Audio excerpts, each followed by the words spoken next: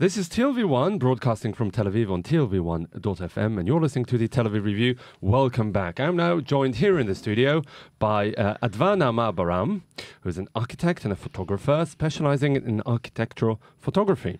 She has a new exhibition that's currently showing at the Architects House Gallery in Jaffa, and it's dedicated to ezrat nashim, the women's section in synagogues across the country.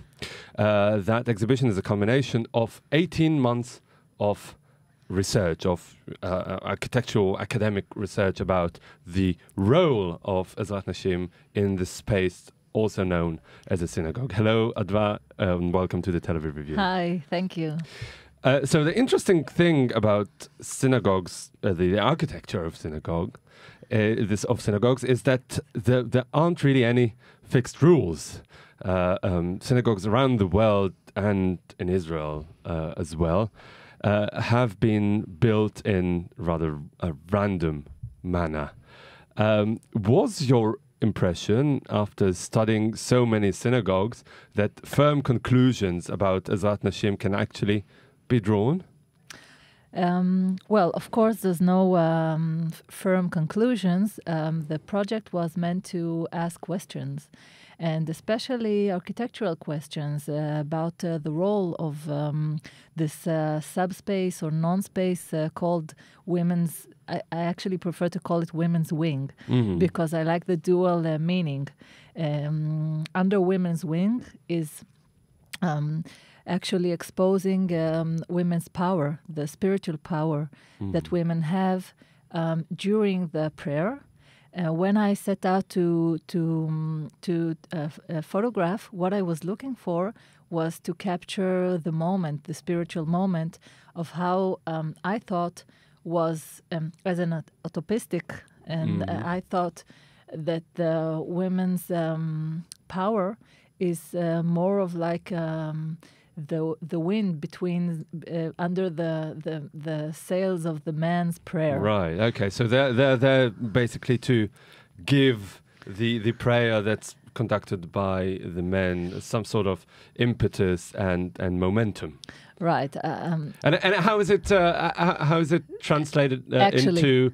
I mean, can you explain it to us in terms of space and designing how this idea is implemented? Well, of course. Well, I came across all kinds of a wide variety of women's sections. Ones that are carefully planned, ones that had a lot of, spectacular section and decorative and festive and spacious. And on the other hand, I came across women's sections that were more like a kind of a place where you throw the ladder and the bucket and like a storage room, like a storage room where you clean, you set out put the cleaning things. Yeah. So was your project? I'm trying to understand. Was it like a critical look on the way? On the place of women in prayer? Is it subversive? Do you wish to make a statement, a political statement about the place of and power of women in Judaism? Well, no, I wouldn't say a political statement because it's obvious and it's already there. I would like to make an architectural statement as an architect. What's important for me is to bring back the power architectural has in our society, in planning our society. I think the future synagogues should be planned as the women's section should be the focus of the architectural planning. But which is obviously currently not the case. Well, it's not the case. Women are really exposed, and they are also they are put aside. In some of the synagogues that feature in the exhibition, there isn't a women's wing at all. I mean, they are cast aside quite literally. They are supposed to sit outside of the synagogue, outside of the building. I came across some interesting synagogues where all the ezrat nashim, the women's wing, was actually a few folded chairs outside the synagogue. Sometimes it was only the courtyard. Sometimes women sat together in the backyard. Sometimes the partition tells you a lot about the feeling you can have as a woman sitting there. And for example, the partitions could be somewhat of metal bars, like in a prison, and sometimes the partition is something like lace and very gentle and very feminine. And sometimes there are no partitions at all. Sometimes the architectural space is planned so that women actually sit in the row, but they cannot see anything that's going on downstairs. You actually have to only take part by hearing. But there's always very clear separation between men and women in those synagogues that are all Orthodox, I'm assuming. Right. They're Orthodox. These are the ones that I focused on. These are the ones that were interesting for me because I was interested in this non-space slash subspace called ezrat nashim. I think it's really something to be studied. I think my study is only the beginning.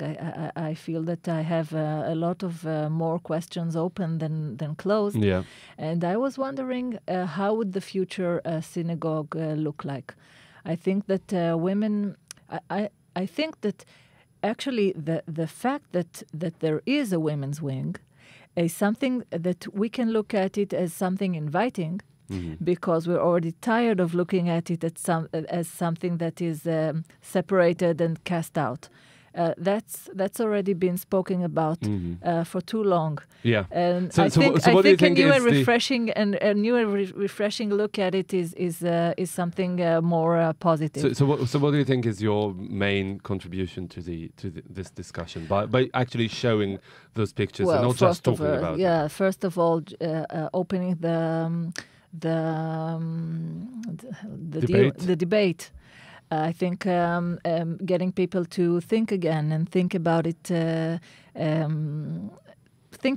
talk about it. And I actually think, see it. So maybe it's a picture is worth 1,000 words, perhaps. Of course. There's no doubt about that. I've been to a lot of synagogues. Some of them couldn't even be in the exhibition because we had to reduce. Yeah. And I wanted to ask you about that. How did you choose which synagogue to go to, and then which synagogue, which picture to include in the exhibition? Well, that's a very interesting question. It was a very challenging working with my two curators, which they are also architect Rivka Gutman and architect Eran Tawil. And we, as a crew, we discussed a lot the synagogues that would be interested to research and interesting for the public to see and know. We try to get a variety of synagogues, but actually a lot of what happened during the project, as you said, it was 18 months and even more research. So as I went along to photograph and on the field, bashetach, how do you say it? On the field. So people saw me, approached me, and told me, you have to go to this synagogue and you have to go to this. People really took interest in this project. So I had on my iPhone a list of synagogues that just people told me, you have to go to this one. This is a great ezrat nashim, and this one is very interesting. So it just took shape as we went along. We actually had about more than almost 2,000 photographs. Wow. We had to reduce the exhibition to 27, and it was very hard. Two examples really stand out, in my opinion, at least. One of them is the military synagogue. Two synagogues, the old one and the new one, in the Officers Academy in the Bahad Echad base in Mitzpeh Ramon in the south of Israel. And the other one is an ancient synagogue in the village of Pki'in in the north. What can you tell us about those two examples and how the relationship with the other more, say, mainstream synagogues shed light on what you were seeking to achieve? Well, if you're talking chronologically speaking, so the Pki'in synagogue is a very ancient synagogue. It was built in the time that really women were left out, and there was no room for women to come. Not only physical room, but mentally.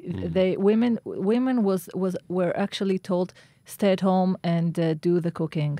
And if women came along to the synagogue, they usually gathered up at the courtyard. The courtyard on the way to the synagogue, not actually in the synagogue. There was no space for them at all, not even in theory. Mm-hmm. And then we've progressed, and the new synagogue in Bad Echad is a very the military base. Yeah, the military base. It's a very planned synagogue. There was a lot of thought put in it. I think the synagogue, architecturally speaking, has a very interesting dialogue with the desert, because it's located in the desert. And the women's wing over there is something to be asked a question about, because I don't think the architect really took. I don't think he was thinking about the women when he planned that. I don't think that the major issue was the women. But that's exactly the questions. The question: do architects who plan and design synagogues even take the women's section into consideration, or was it just a footnote in the planning process that is kind of left out? Well, I came across, as I said, lots of examples. Sometimes the women's section is the diamond in the crown jewel. Sometimes the women's section is something to be proud about. It's usually separated. But is it something that comes about already in the planning process, or is it something that the community and the congregation itself kind of create?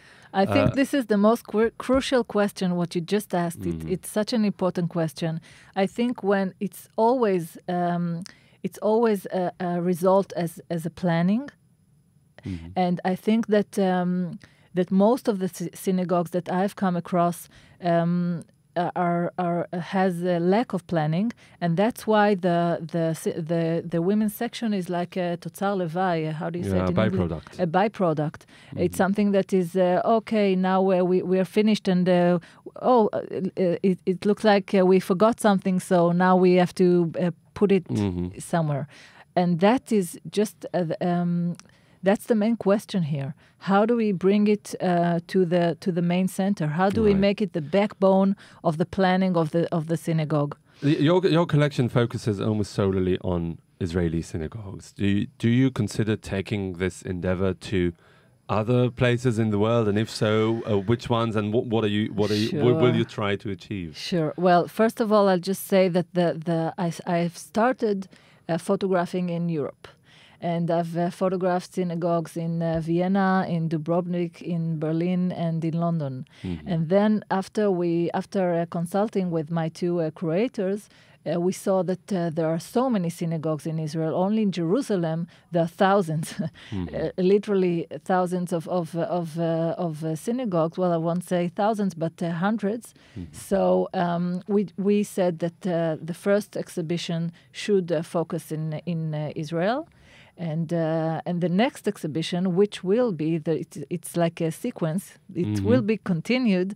So then I'm really hoping to diverse it in your experience so far, is the diasporic experience for women in synagogue different from the one in Israel, or is it kind of the same questions and same themes emerge? Well, that's very interesting, because I don't think it's a question of locality. I think it's a question of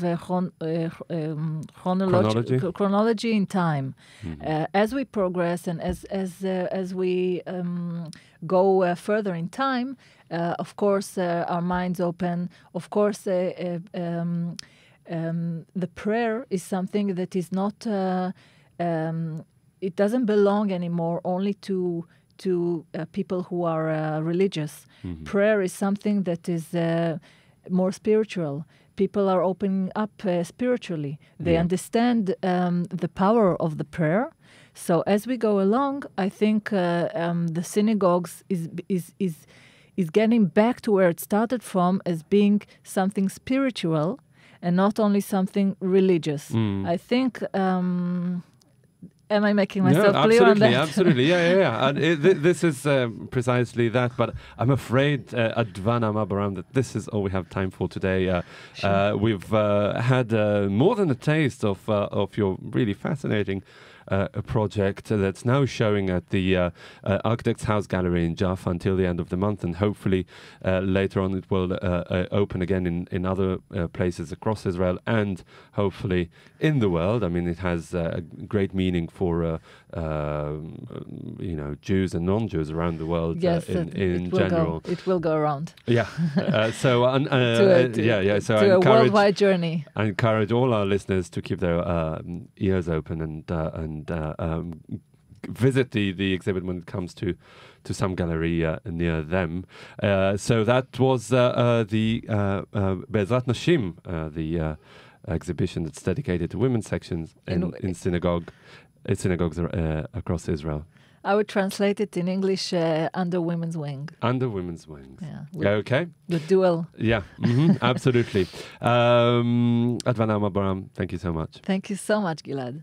I really enjoyed myself. Thank you.